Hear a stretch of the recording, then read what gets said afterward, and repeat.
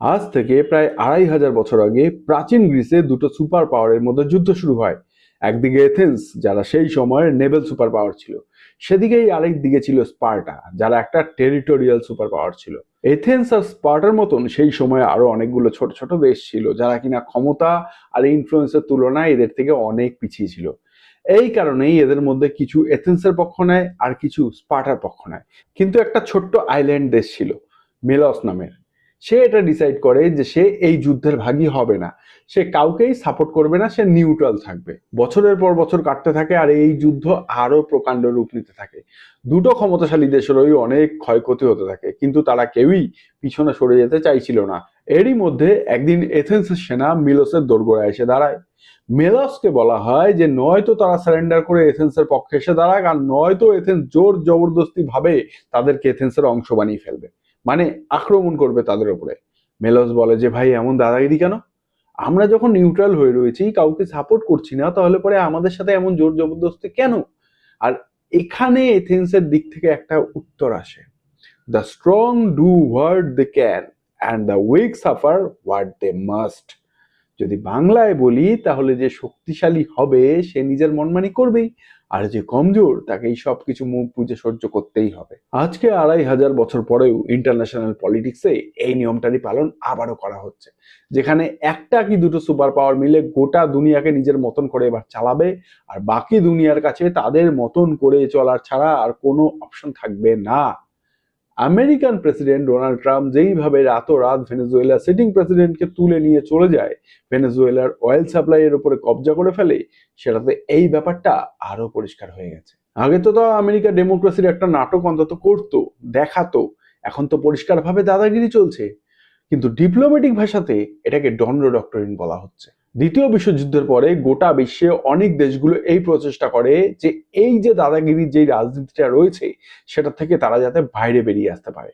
আর USSR ভেঙে যাওয়ার পরের কিছু বছরে আমরা নন পোলার মাল্টিপোলার ওয়ার্ল্ডের কথা বলে আসছি, কিন্তু এইগুলো ততক্ষণ পর্যন্তই চলছিল যতক্ষণ আমেরিকার মতো একটা ডমিনেন্ট পাওয়ারওয়ালা একটা দেশ এটা হতে দিচ্ছিল। কিন্তু কিছুদিন আগে আমেরিকা আরো একবার এটা দেখিয়ে দিয়েছে যে সে যদি তার মন বানিয়ে ফেলে, তাহলে এই পুরো ওয়ার্ল্ড অর্ডার রুল বেসড লকে ধ্বংস করে রেখে দিতে পারে। আমেরিকা আবার এটা পরিষ্কার করে দিয়েছে যে ওয়েস্টার্ন হেমিস্ফিয়ার মানে নর্থ আর সাউথ আমেরিকা পুরোপুরিভাবে তার আন্ডারে আছে আর থাকবে। এখানে সে তার এলাকার কাছে কারো নাক গলানো সহ্য করবে না, সেটা স্ট্র্যাটেজিক হোক, পলিটিক্যাল হোক কিংবা ইকোনমিক হোক না কেন। আজকে আমেরিকা ২০০ বছর আগে তৈরি হওয়া মুনরো ডক্টরিনকে মনে করছে, অন্য দেশের ভেতরে ঢোকার প্ল্যানিং করছে, কিন্তু আমেরিকা একা না যে এই গ্রেট পাওয়ার পলিটিক্সকে বুকের সাথে লাগিয়ে নিয়ে ঘুরে বেড়াচ্ছে। দুনিয়ার আরেক প্রান্তে আর আমাদের ভারতের খুবই কাছে বসে আছে চায়না, যারা কিনা এই গ্রেট পাওয়ার পলিটিক্সের অনুযায়ী কাজ করছে। দুনিয়ার এই ভাগকে সে নিজের স্পেয়ার অফ ইনফ্লুয়েন্স মেনে আসছে, আর এখানে সে আর একটা অন্য কোনো পাওয়ারকে শক্তি আর ক্ষমতার ব্যাপারে নিজের আশেপাশে পর্যন্ত আসতে দিতে চায় না। আর এই কারণেই সে কিছু সময় পরে পরেই কখনো জাপানের সাথে, কখনো তাইওয়ানের সাথে, কখনো ভারতের সাথে ঝামেলায় জড়াতে থাকে আর তাদের চোখ রাঙাতে থাকে। আজকে চায়না আমেরিকার মতনই চূর্ণ ডক্টরিন বানাচ্ছে, আর এটাকে আটকানোর জন্যই শেষ কিছু বছরে আমেরিকা কোয়াড, অকুয়াসের মতো গ্রুপসের সাহায্যে চায়নার বাড়তে থাকা ইনফ্লুয়েন্সকে কাউন্টার করবার চেষ্টা করছিল। কিন্তু এবার ডোনাল্ড ট্রাম্প এসে চায়নাকে নিজের মনমানি করার ফ্রি লাইসেন্স দিয়ে দিয়েছে, যাতে এবার চীন যদি তাইওয়ানকে কবজায়, তাহলে পরে আমেরিকারও যাতে কিছু বলার না থাকে। ঠিক যেমন ভাবে রাশিয়া ইউক্রেনকে কবজাচ্ছে। একদিকে এটা ভারতের জন্যও ভালো, কারণ আমরাও পিওকে নেবার দিকে আরো এক কদম এগিয়ে যাচ্ছি। তো আজকের ভিডিওতে আমরা এই বিষয়গুলোকে নিয়েই কথা বলবো, যে আমেরিকার মুনরো ডক্টরিন কেন তৈরি হয়েছিল, ডোনাল্ড ট্রাম্প এই ডক্টরিনকে একটা আক্রমণাত্মক রূপ কিভাবে দিচ্ছে, আমেরিকার ফরেন পলিসি এক্সপ্যানশনিস্ট আর ইম্পেরিয়ালিস্ট টেন্ডেন্সি কেন দেখাচ্ছে, আর এটাও বুঝবো যে যদি আমেরিকা এমনটা করতে পারে ভেনেজুয়েলার সাথে, গ্রিনল্যান্ডের সাথে, ইরানের সাথে, তাহলে চায়না আর ইন্ডিয়াকে কিভাবে আর কোন মুখে আটকাতে পারবে তাইওয়ান আর পিওকের উপরে কবজা করার হাত থেকে। আর ভারতও কি পারবে এই একই স্ট্র্যাটেজি ফলো করে পিওকে আবারও রিগেন করতে, নাকি আমরা শুধু ডায়লগ বাজিয়ে দেব? চলুন দেখা যাক আজকের এই ভিডিওতে। সালটা ১৮২৩, আমেরিকার একটা স্বাধীন দেশ হয়ে ওঠার এখনো ৫০ বছরও পূর্ণ হয়নি, আর এখনো আমেরিকা পশ্চিমের দিকে পৌঁছে প্যাসিফিক কস্ট পর্যন্ত কবজা করেনি। কিন্তু তাও তখনো পর্যন্ত এই ইনিশিয়াল ফেসেও সেখানকার নেতারা আমেরিকান স্পেয়ার আর ইনফ্লুয়েন্সের কথা বলতে শুরু করে দিয়েছিল। এটা সেই সময় ছিল যখন ইউনাইটেড স্টেট থেকে ইন্সপায়ার হয়ে সাউথ আর সেন্ট্রাল আমেরিকার বাকি কলোনিগুলিও ইউরোপিয়ান পাওয়ারের হাত থেকে আলাদা হওয়ার ডিমান্ড করতে থাকে, স্বাধীনতার আওয়াজ তুলতে থাকে। ব্রাজিল আর আর্জেন্টিনার মতো দেশ স্বাধীনও হয়ে গেছিল। এরকম সময়ে তৎকালীন আমেরিকান প্রেসিডেন্ট জেমস মনরো একটা আদেশ জারি করে যে এবার সে ওয়েস্টার্ন হেমিস্ফিয়ারে মানে নর্থ আর সাউথ আমেরিকার এলাকাগুলোতে ইউরোপিয়ান পাওয়ারগুলোর দখলআন্দাজি একেবারেই সহ্য করবে না। শুরুতে তো ইউরোপের এই ব্যাপারে খুব একটা ফরক পড়ে না, কেন কি আমেরিকার কাছে কোনো ভালো নেভাল পাওয়ার ছিল না, আর নাই ছিল তেমন ক্ষমতা তখনও পর্যন্ত। আর এমনিতেও তখন ইউরোপের ধ্যান আমেরিকার ওপর থেকে সরিয়ে নিয়ে এশিয়া আর আফ্রিকার ওপরে শিফট করেছিল, কারণ কি ভারতের মতো দেশগুলো ছিল না চুরি ডাকাতি আর লুটপাট করার জন্য। কিন্তু আমেরিকার জন্য এই ডক্টরিন তাদের ফরেন পলিসির একটা মুখ্য স্তম্ভ হয়ে ওঠে আস্তে আস্তে। পরের কিছু বছরে আমেরিকা পশ্চিমের দিকে এগিয়ে গিয়ে প্যাসিফিক কোস্ট পর্যন্ত পৌঁছে যায়। নিজের কন্টিনেন্টে ভালোভাবে এক্সপ্যান্ড করবার পরে এবার পালা ছিল নিজের দেশকে সেফ আর সিকিউর রাখার। আর এখানে আমেরিকার সব থেকে বড় অ্যাডভান্টেজ হলো তাদের জিওগ্রাফি। একদিকে আটলান্টিক মহাসাগর আর একদিকে বিশাল প্রশান্ত মহাসাগর। এদের দুজনের মধ্যে আমেরিকা একটা বিশাল প্রাকৃতিক দুর্গের মতো হয়ে ওঠে। মানে এমন কেল্লা যার চারদিকে সমুদ্র, যেই কেল্লাকে ভেদ করা এক প্রকার ভাবে অসম্ভব। আমেরিকার উপরে হামলা করা এই কারণেই একদিক থেকে অসম্ভব মানা হয়ে থাকে। এবার সময় ছিল আমেরিকার ক্ষমতাকে এক্সপ্যান্ড করার, সেটাকে ছড়ানোর। কিন্তু ক্ষমতাকে ছড়াবেন কিভাবে? আপনি তো চারদিক থেকে সমুদ্রে ঘেরা। আর এখানেই আমেরিকা নোটিস করে যে কিভাবে সেই সময়ের গ্রেট পাওয়ারগুলো যেমন ব্রিটেন হোক, স্পেন হোক, নেদারল্যান্ড হোক, এই দেশগুলোর কাছে একটা বিশাল শক্তিশালী নেভি রয়েছে, যেই কারণে তারা খুব সহজেই গোটা বিশ্বের উপরে নিজেদের কবজা জমিয়ে নিতে সক্ষম ছিল। আর সমুদ্রের উপরে কন্ট্রোল মানে গ্লোবাল ট্রেডের উপরে কন্ট্রোল, আর গ্লোবাল ট্রেডের উপরে কন্ট্রোল মানে হলো আনলিমিটেড পাওয়ার। আর এখান থেকেই আমেরিকা একটা কন্টিনেন্টাল পাওয়ার থেকে আগে বেড়ে একটা মেরিটাইম গ্লোবাল পাওয়ার হয়ে ওঠার স্বপ্ন দেখতে থাকে। যখনই আমেরিকার মিলিটারি পাওয়ার বাড়তে থাকে তখনই সেটাকে ব্যবহার করা তাদের ভেতরে একটা চুলকানিও বাড়তে থাকে। 10 বছরের মধ্যে আমেরিকা ল্যাটিন আমেরিকাতেও অ্যাক্টিভ ভাবে নিজেদের নাক গলানো শুরু করে দেয়। কিউবাকে স্পেনের হাত থেকে স্বাধীন করার জন্য আমেরিকা স্পেনের এগেনস্টে যুদ্ধ ঘোষণা করে ফেলে। পুয়ের্তো রিকোকে নিজেদের অংশ বানিয়ে ফেলে। এরপরে আমেরিকা খুবই তাড়াতাড়ি নিজের ম্যারিনসকে বাকি ল্যাটিন আমেরিকার দেশগুলোতেও ডিপ্লয় করে দেয়, যাতে সেখানে স্ট্যাবিলিটি, শান্তি বজায় থাকে। মানে শান্তির নামে কবজা করা যাকে বলে, মানে ওই ঘাঁটি গাড়া যাকে বলে। আর এখানে এন্ট্রি হয় প্রেসিডেন্ট থিওডোর রুজভেল্টের। তিনি মুনরো ডক্টরিনের প্রায় 100 বছর পরে একটা রুজভেল্ট করোলারি বানিয়ে ফেলে সেই ডক্টরিনের মধ্যে।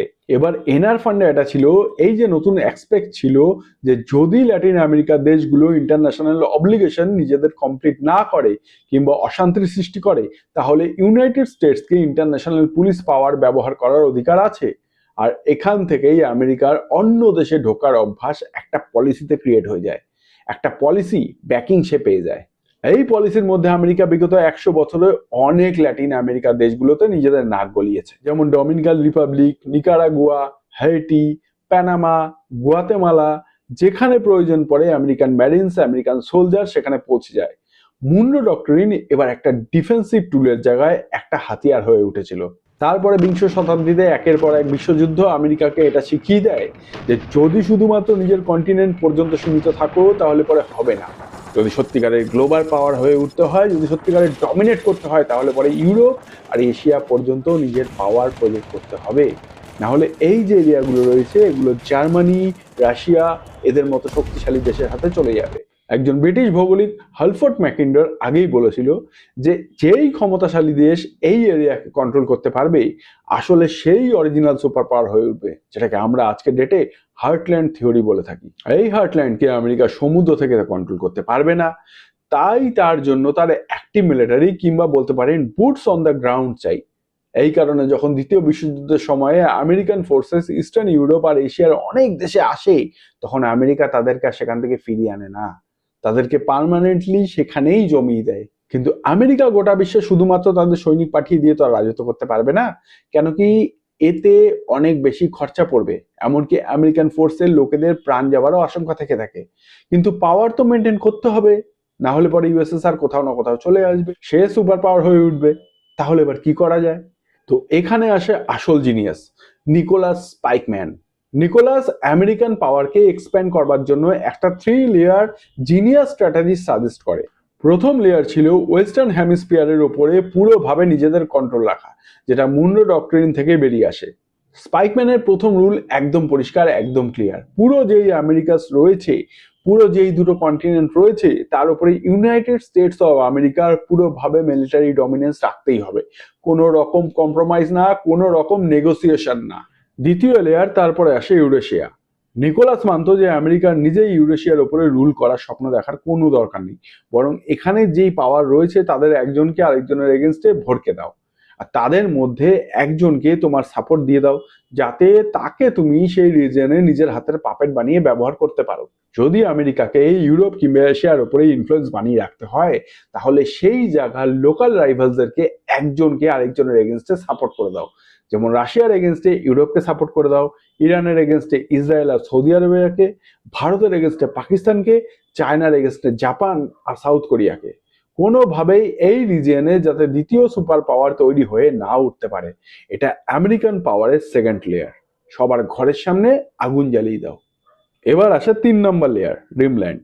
স্পাইকম্যান বলে যে আসল ক্ষমতা হার্টল্যান্ডে না, বরং রিমল্যান্ডে রয়েছে। এবার এই রিমল্যান্ড কি? আসলে রিমল্যান্ড হলো ইউরেশিয়ার coastal area, western Europe, middle east আছে, সাউথ ইস্ট এশিয়া আছে, আর ইস্ট এশিয়া আছে। এই এরিয়াগুলো কেন এতখানি ইম্পর্টেন্ট? কারণ এদের কাছে পপুলেশন রয়েছে বেশি, ইকোনমিক প্রোডাক্টিভিটি রয়েছে, সমস্ত ট্রেড রুট এখান থেকেই পাস হয়, ক্রুড অয়েল রয়েছে, ন্যাচারাল রিসোর্সেস রয়েছে, সব কিছু এখানে রয়েছে। এই কারণে আসল সুপার পাওয়ার এখান থেকেই উঠে আসতে পারে। তো এখানে আমেরিকার স্ট্র্যাটেজি কি হতে পারে? আরে ভাই, ওটাই, কোনো একটা পাওয়ারকে ডমিনেট করতে আপনাকে আটকাতে হবে। রাইভাল পাওয়ারদেরকে আপনাকে একজনের আরেকজনের এগেনস্টে লড়াতে হবে, কিন্তু ডাইরেক্ট না, আপনাকে ইনডাইরেক্টলি ভাবে নাক গলাতে হবে, যাতে যাকে তুমি সাপোর্ট করো সে যাতে তোমায় বন্ধু ভেবে তোমার উপরে চোখ বন্ধ করে বিশ্বাস করে, তোমার কথায় কাজ করে। যতক্ষণ আমেরিকার ফরেন পলিসি এই 3খানা লেয়ারের আন্ডারে কাজ করছিল, ততক্ষণ পর্যন্ত সবকিছু ঠিক ছিল। কোনো নতুন সুপার পাওয়ার বিশ্বের এই কোনায় দাঁড়াতে পারেনি। সমস্ত রিজিনিউয়াল পাওয়ারকে একজনকে আরেকজনের সাথে ব্যালেন্স করা হয়, আর যেই একখানা সুপার পাওয়ার দাঁড়িয়েছিল ইউএসএসআর, সে নিজেই ভেঙে টুকরো টুকরো হয়ে যায়। সাল 1990 পর্যন্ত আমেরিকার পাওয়ারকে চ্যালেঞ্জ করার হিম্মত কারো মধ্যে ছিল না। একটাই সুপার পাওয়ার যেটা কিনা গোটা বিশ্বে রাজত্ব করতে পারে, যা চায় তাই করতে পারত। আর এই চিন্তা ভাবনার সাথেই আমেরিকার পতনও শুরু হয়। 1990 দশকে আমেরিকান পাওয়ার নিজেদের চরম সীমায় ছিল, কিন্তু এরপরেও আমেরিকা শান্ত হয়ে বসে থাকে না। ইউএসএসআর এর ভেঙে যাওয়ার পরে আমেরিকা ন্যাটোকে আরো পূর্বের দিকে নিয়ে যেতে থাকে। আমেরিকান পাওয়ারকে মস্কোর দোরগোড়া পর্যন্ত এসে পৌঁছে দেয়। আরেকদিকে গ্লোবাল ওয়ার অন টেররের নামে ইরাক আর আফগানিস্তানেও ঢুকে পড়ে। কিন্তু ফাইনালি 2008-এর ফাইন্যান্সিয়াল ক্রাইসিস এই আমেরিকান এক্সপ্যানশনের কোমর ভেঙে রেখে দেয়। কেন কি, পয়সা তো অনেক লাগে এইসব করতে গেলে। কিন্তু এইবার ক্রাইসিসের পরেই সবাই এটা রিয়েলাইজ করে যে আমেরিকা একমাত্র সুপার পাওয়ার তো অবশ্যই, কিন্তু তার যে ক্ষমতা রয়েছে সেটারও একটা লিমিট আছে, সেটা যুদ্ধক্ষেত্রে হোক কিংবা ব্যবসা বাণিজ্যিক ক্ষেত্রে হোক। আর এখান থেকেই আমরা চায়না, ইন্ডিয়া, ব্রাজিল, রাশিয়ার মতো বাকি দেশগুলোর বেড়ে ওঠাও দেখতে পাই। এরা কিনা সেই দেশ যারা আমেরিকার কথায় সবসময় ওঠা বসা করতো না, তার কথা শুনতো না, বিশ্ব ইউনিপোলারিটি থেকে মাল্টিপোলারিটির দিকে বেড়ে ওঠার চেষ্টা আস্তে আস্তে করতে থাকে। G20-র মতো গ্রুপ এই সময় তৈরি হতে থাকে, ব্রিক্স আরো বেশি রেলেভেন্ট হতে থাকে। আমেরিকা না চাইতেও এই চেঞ্জগুলোকে অ্যাকসেপ্ট করে নিচ্ছিল, কিন্তু সেও আসতে থাকা চ্যালেঞ্জের জন্য নিজেকে তৈরি করছিল। কারণ কি, আমেরিকা জানতো বাকি সমস্ত দেশের মিলিটারি কিংবা ইকোনমি তাদের আশেপাশেও নেই। শুধুমাত্র চায়না, যেটা কিনা পরে গিয়ে বিপদ হয়ে উঠতে পারে। চায়না শেষ 15-20 বছরে ব্যাপকভাবে নিজেকে ডেভেলপ করে ফেলেছে, নিজের মিলিটারিকেও তারা খুবই অ্যাক্টিভ ভাবে মডার্নাইজ করে ফেলেছে। লোনস, ইনফ্রাস্ট্রাকচার প্রোগ্রামের সাহায্যে গোটা বিশ্বে নিজের ডমিনেন্স বানিয়ে ফেলেছে। এমনকি সাউথ আমেরিকান ইকোনমিতেও চায়না আস্তে আস্তে করে নিজেদের ডমিনেন্স বানিয়ে ফেলছিল। এই কারণেই এবার চায়নাকে আটকানো আমেরিকার কাছে দরকারি হয়ে পড়েছিল। আর এখান থেকে আমেরিকা আবারও স্পাইকম্যানের থিওরিতে ফিরে আসে। চায়নার এগেনস্টে অ্যালায়েন্স গড়ে ওঠা শুরু হয়। কোয়াড, অকুয়াস, ইউএস, জাপান, সাউথ কোরিয়ার মতন গ্রুপ তৈরি হতে থাকে। তাইওয়ানকে নিয়ে আমেরিকা আরো বেশি পরিমাণে গর্জন করতে থাকে। যদিও বা চায়না এসবের থেকে এখন অনেক বেশি বড় হয়ে গেছে, কিন্তু অ্যাটলিস্ট আমেরিকা চেষ্টা তো করছিল যাতে চায়নাকে কোনোভাবে আটকানো যায়। তাহলে ডোনাল্ড ট্রাম্পের ভেনেজুয়েলার উপরে অ্যাটাক করা, তার তেলের উপরে কন্ট্রোল করার চেষ্টা করা, চায়নার যে ইনফ্লুয়েন্স ছিল ভেনেজুয়েলার উপরে সেটাকে শেষ করা, এটা কি একটা মাস্টার স্ট্রোক? ট্রাম্প নিজেই এই নতুন অ্যাগ্রেসর আমেরিকান পলিসিকে নিজের নামেই ডনরো ডক্ট্রিন কেন কি তাকে নাকি আমেরিকায় ডন বলা হয়ে থাকে, তাই ডনরো ডক্ট্রিন বলতে থাকে। কেন কি ডোনাল্ড ট্রাম্প নিজেকে আমেরিকার চাণক্য মনে করে, কিন্তু এমনটা একদমই না। চায়নাকে কন্ট্রোল করার জায়গায় আসলে ডোনাল্ড ট্রাম্প চায়নার সাথে ট্রেড ডিল সাইন করছে। চায়নার এগেনস্টে অ্যালায়েন্স বানানোর জায়গায় ট্রাম্প ভারত আর জাপানের মতো পুরনো অ্যালায়েন্সদেরকেই বুলি করছে। আর চায়নার যেই এক্সপেনশন পলিসি রয়েছে সেটাকে এক্সপোজ করার জায়গায় ট্রাম্প নিজেই একটা ফ্লড ইন্টারন্যাশনাল পলিসি ব্যবহার করে ভেনেজুয়েলাতে ঢুকে যায়। যেই দাদাগিরি এখনো পর্যন্ত চায়না আর রাশিয়া করছিল, সেই দাদাগিরির উপরেই যখন ট্রাম্প নিজের স্ট্যাম্প মেরে দেয়, তাহলে অন্য দেশগুলো তো ফুল লাইসেন্স পেয়ে যায় নিজেদের দাদাগিরি দেখানোর জন্য, ঠিক যেমন ব্রিটিশরা এক সময় করতো। আজকের ডেটে ইউএস, চায়না আর রাশিয়ার মধ্যে এমন কোনো পার্থক্য নজরে পড়ে না। আর যদি কোনো পার্থক্য নজরে নাই পড়ে, তাহলে পরে চায়না বাকি দেশগুলোর কাছে আমেরিকার থেকে বেটার অপশন হয়ে উঠেছে। আর এটা এক্স্যাক্টলি সেই জিনিস যেটা চায়না চায়। চায়না আমেরিকার মতন অনেক সময় ধরেই গ্লোবাল সুপার পাওয়ার হয়ে ওঠার স্বপ্ন দেখে আসছে। আসলে স্বপ্ন না, চায়না অ্যাকচুয়ালি কাজ করেছে। লাস্ট 20 থেকে 30 বছর ধরে চায়না এমন গ্রো করেছে যে আজকের ডেটে আমেরিকান ইকোনমিও চায়নার উপরে নির্ভর করে দাঁড়িয়ে আছে। যদি চায়না ট্রেড থেকে নিজের হাত সরিয়ে নেয়, তাহলে পরে আমেরিকায় হাহাকার পড়ে যাবে। আমেরিকান কোম্পানিগুলো বন্ধ হতে থাকবে, ইনফ্লেশন বাড়তে থাকবে, রিসেশন চলে আসবে পুরো দেশে। আজকে চায়না দূর থেকেই সই আমেরিকাতে একটা ইকোনমিক ক্রাইসিসকে জন্ম দিতে পারে। আর এটা ট্রেলার সে আগের বছরেই আমেরিকার ওপরে 34% রেসিপ্রোকাল ট্যারিফ লাগিয়ে দেখিয়ে দেয়, যার পরে ডোনাল্ড ট্রাম্পও শান্ত হয়ে যায়। এই কারণে চায়না আজকে ডেটে ইকোনমিক সুপার পাওয়ার হয়ে উঠেছে, আর এটার উপরে কোনো সন্দেহ নেই। আর নাই কেউ এই বিষয়টাকে ডিনাই করতে পারবে। এবার আমেরিকার মতনই চায়নাও যদি নিজের শক্তি টাকা পর্যন্ত সীমিত রাখতো, তাহলে পরে কাজ চলে যেত, কিন্তু সেও নিজের ক্ষমতাকে এক্সপ্যান্ড করার আরো অনেক সুযোগ খুঁজছে। গোটা দুনিয়াতে ইনফ্রাস্ট্রাকচার প্রজেক্ট দাঁড় করাচ্ছে, অন্য দেশগুলোকে লোনের জালে ডোবাচ্ছে, নিজেদের সস্তা জিনিসপত্র তাদেরকে টুপি পরিয়ে বেচে দিচ্ছে। অনেক স্ট্র্যাটেজিক পোর্টস আর প্রজেক্টসকে সে আজকে কন্ট্রোল করছে। চায়না আমেরিকার মূল্য ডক্টরিনকে নিজের স্টাইলে চালাচ্ছে, পুরো ইস্টার্ন হেমিস্ফিয়ারে রাজত্ব করার স্বপ্ন দেখছে। এবার আমেরিকা যদি ওয়েস্টার্ন হেমিস্ফিয়ার রাখতে চায়, তাহলে রাখুক। চায়না বলে দেবে যে আমাদের ইস্টার্ন হেমিস্ফিয়ার কিংবা আমাদের দেশের আশেপাশে যে এরিয়া রয়েছে সেগুলো আমাদের দিয়ে দাও। কেমন? আমরা আমেরিকার কোনো ব্যাপারে নাক গলাবো না। তোমরা ভেনেজুয়েলার উপরে অ্যাটাক করো, কিউবার উপরে অ্যাটাক করো, তোমরা করে ফেলো, কিন্তু আমরা এখানে যে লুটপাট চালাবো নিজেদের এরিয়াতে, সেখানে তুমি তোমার নাক গলাবে না। অনেকদিন ধরে চায়নার নজর ইস্ট আর south China sea, south east Asia, ইন্ডিয়ার বর্ডার রিজিয়ন আর সেন্ট্রাল এশিয়ার উপরে রয়েছে। তিব্বতকে তো সে আগেই খেয়ে ফেলেছে, অক্সাই চীনে ঢুকে বসে আছে, তাইওয়ানের উপরে সে যে কোনো মুহূর্তে অ্যাটাক করতে পারে, আর ভারতের অরুণাচল প্রদেশকে চায়না নিজের অংশ মানে। এবার কে আটকাবে চায়নাকে যদি সে নিজেদের মুন্ডচুন্ড ডক্টরিন অনুযায়ী কাজ করে কাল থেকেই?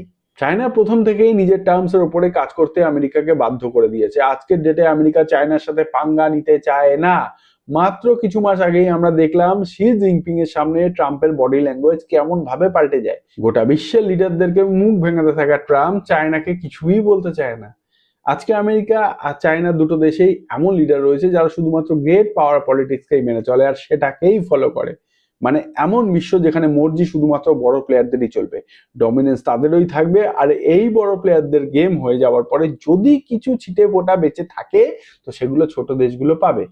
কালকে দরকার পড়লে এই বড় দেশগুলো নিজেদের রাইভালরির কারণে ছোট দেশগুলোকে খেয়েও ফেলতে পারে, যেমনটা এথেন্স মেলসের সাথে করেছিল, আর আমেরিকা ভিয়েতনামের সাথে, ইউএসএসআর আফগানিস্তানের সাথে করেছিল। আজ এই কাজটাই আমেরিকা ভেনেজুয়েলার সাথে করে ফেলেছে, কাল কিউবা, কলম্বিয়া, কানাডা, গ্রিনল্যান্ডের সাথেও করতে পারে, করার ধমকিও দিচ্ছে। রাশিয়া এই একই কাজ ইউক্রেনে করছে, আর চায়না আপাতত এই সব কিছুকে ভালোভাবে অবজার্ভ করছে আর নিজের পরের চাল চালার অপেক্ষা করছে। কেউ জানে না যে চায়না এর পরের দান কখন চালবে, কিন্তু চায়নারও একটা বেশ ভালো ডক্টরিন রয়েছে, যেটা ডেং জিয়াওপিং বানিয়েছিল, যেটা বলে hide your strength, bide your time. মানে নিজের ক্ষমতাকে লুকাও আর সঠিক সময়ের অপেক্ষা করো স্ট্রাইক করার জন্য। আজকে আমেরিকা তাদের বাজি খেলেছে, কাল চায়না খেলবে নিজের চাল। এই কারণেই ভারতকে আরো বেশি সতর্ক থাকতে হবে। এই যে ইতিহাসের পাঠ আজকে আমরা পড়লাম, এটার উদ্দেশ্য কি? এটার উদ্দেশ্য আমরা বুঝি যে যে সমস্ত বড় পাওয়ার গুলো রয়েছে, এরা ভারতের মতো করে ভাবে না যে ভাই আমরা নিজের দেশেই ঠিক আছি, অন্য দেশকে নিয়ে এত কি ভাববো, অন্যের মাটি দখল করে আমরা কি পাবো। হ্যাঁ জানি সবকিছুর একটা সময় থাকে, কিন্তু অ্যাটলিস্ট পিওকে মানে পাকিস্তান অকুপেড কাশ্মীর নেবার জন্য আর কত টাইম? যেটা ডকুমেন্টেড কাগজ কলমে আমাদের।